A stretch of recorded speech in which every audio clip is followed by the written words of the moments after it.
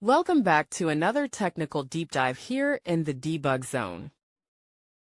Today we're tackling a big question and breaking it down with insights from other users.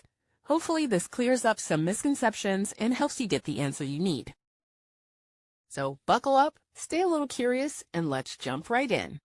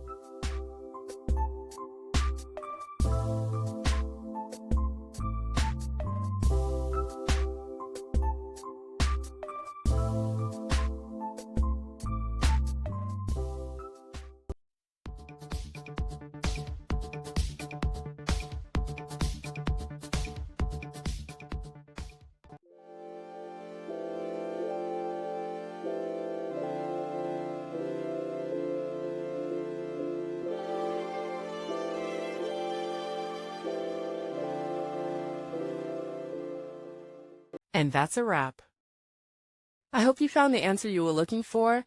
If you did, take a second to hit that subscribe button. It really helps out. And let me know in the comments which solution worked best for you.